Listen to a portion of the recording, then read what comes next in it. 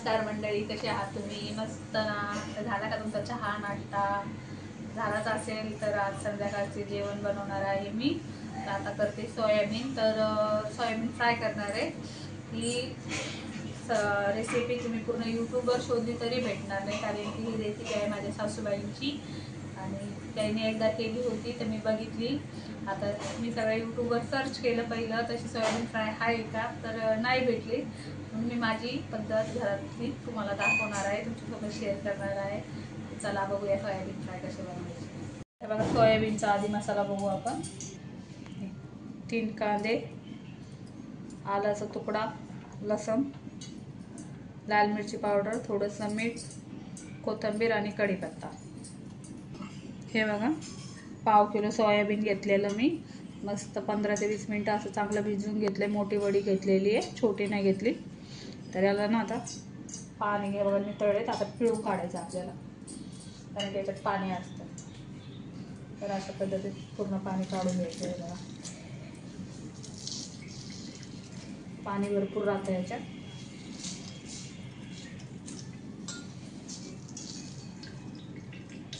किती पाणी निघालंय.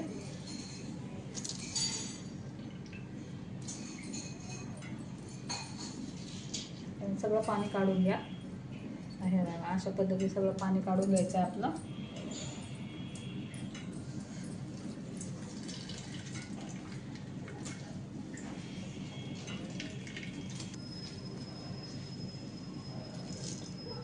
हे बघा, आपलं सगळं सोयाबीन आता ना मी पाणी काढून घेतलंय, कारण की तेलात फ्राय केल्यामुळं ना पाण्यात हे उडतं सोयाबीन, अंगावर पण उडायची शक्यता आहे. हे बघा, सगळं पाणी काढून घेतलंय मी. हे बघा, आणि हे बघा पाणी किती निघलंय सोयाबीनमध्ये. एवढं पाणी निघलंय. तर चांगलं स्वच्छ धुवून पण एवढं बघा पाणी पिवळं पिवळं निघालंय त्याचं. तर हे बघा, मी तेल तापायला ठेवलं होतं आधीच. आपल्याला याच्यात सोयाबीन तळून घ्यायचं आहे. नॉर्मल गरम झालंय, तर आपण ना याच्यात सोयाबीन टाकू आता तळून घ्यायला. हे बघा, थोडं थोडं जास्त टाकू नका, थोडं थोडं फ्राय करून घ्या. याला मी हळद मीठ वगैरे असं काहीच लावलेलं नाही आहे, नॉर्मल तळून घेते.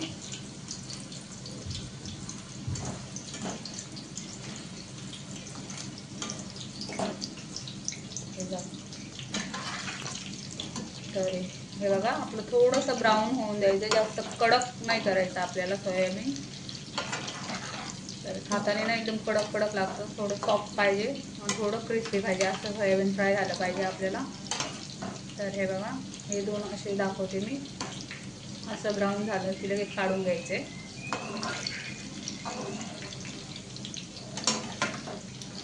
हे बघा, आपलं असं सोयाबीन फ्राय झालं आहे, ते काढून घेऊ आपण आता.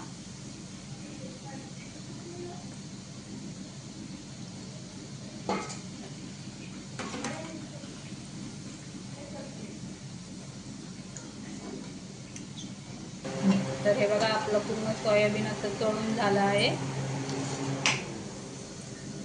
याला पण काढून घेते. तर हे बघा, आपलं सोयाबीन असं फ्राय झालेलं आहे. हे बघा, थोडंसं असं नरमच ठेवलं आहे, कारण की जास्त कडक नाही पाहिजे आपल्याला, कारण की ते दाताखाली कडक कडक लागतं. आता ना आपण अद्रक लसणाची पेस्ट करून घेऊ. हे बघा, पेस्ट म्हणजे जास्त बारीक नाही करायची आपल्याला, ओबड करायचं आहे. कारण जास्त बारीक टाकली ना तुम्ही तर ते चांगली नाही लागत. एकदम बारीक पेस्ट नाही करायची. मी अशी पेस्ट करून दाखवते तुम्हाला कशी टाकायची ती. तर हे बघा, अशा पद्धतीत आपल्याला आलं लसूण ठेचून घ्यायचे. अरे हे बघा, असं जाडसर ठेचून घ्यायचे. आणि शक्यतो ताजंच वापरा, कारण की याला चव छान लागते सोयाबीनला. तर हे बघा, आता आपण याला फ्राय करून घेऊ चांगलं व्यवस्थित मसाले टाकून. हे बघा, मी ह्याच पॅनमध्ये तळते. बाकीचं उरलेलं तेल मी काढून घेतलं आहे, थोडंसं ठेवलं आहे. आता ना ह्याच्यात मी कढीपत्ता घालते. कढीपत्ता तुम्ही तोडून पण घालू शकतात, कारण की मला जाड आवडतो म्हणून मी जाड टाकला आहे.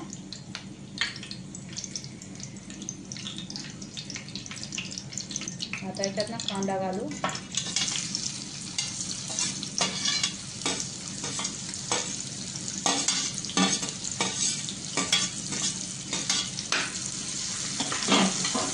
कांद्याला थोडंसं मऊसर होऊन द्यायचं आहे, कारण की मी पण पहिलं सोयाबीन हे खात नव्हते, पण अशा पद्धतीचं सोयाबीन मला खूप आवडतं. मी पण फिट सासूबाईने केलं तेव्हा मी ट्राय केलं, तेव्हापासून मला सोयाबीन आवडायला लागले. फक्त पण सोयाबीन फ्रायच आवडतं.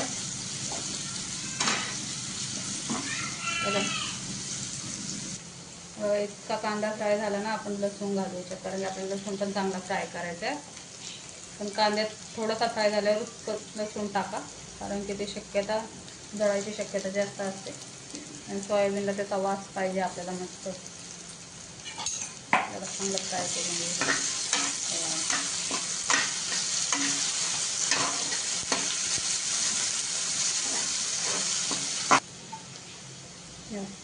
थोडीशी कोथिंबीर घालू,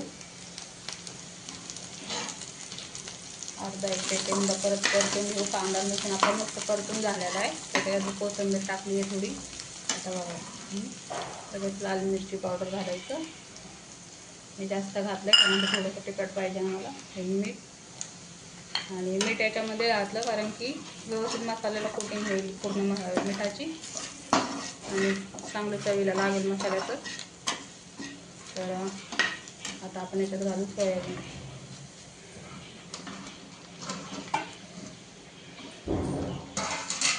चांगलं परतून घेऊ, सगळीकडे लागेल असं सोयाबीन करून घ्यायचं. आता तर हे बघा, पूर्ण असं मिक्स करून घ्यायचं आहे. थोडंसं व्यवस्थित हलवून घ्या, आणि ते सोयाबीनला पूर्ण मसाला लागला पाहिजे. तर ह्या पद्धतीत असं सगळं मिक्स करून घ्यायचं. हे बघा, खाली खाली मसाले राहतात. हे बघा, सगळीकडे असं सोयाबीनला मसाला लागला पाहिजे. त्याच्यानं 2-3 मिनटं असं झाकून ठेवू आपण, कारण की वाफ आली पाहिजे चांगली. बघा, कारण की हलवत राहा, मध्ये मध्ये जळलं नाही पाहिजे. आपल्याला पण सोयाबीन रेडी झाले पूर्ण. बघा, सगळीकडून असा मस्त मसाला लागला आहे, बघू शकता. तर आता आपण गॅस बंद करू आणि सोयाबीन काढून घेऊ. ते बघा, आपलं सोयाबीन सगळं असं तयार झाले, मस्त सोयाबीन फ्राय. तुम्ही पण नक्की घरी ट्राय करा, तुम्हाला पण खूप आवडेल. की तुम्ही चपाती बरोबर, वरण भाताबरोबर तोंडी लावायलाही खाऊ शकता, चपाती बरोबर पण खाऊ शकता. शक्यतो आम्ही वरण भाताबरोबर तोंडी लावायलाच खातो. तर हे बघा, आपलं सोयाबीन फ्राय रेडी झालं आहे. कसं वाटतंय तुम्हाला नक्कीच कमेंट करून सांगा.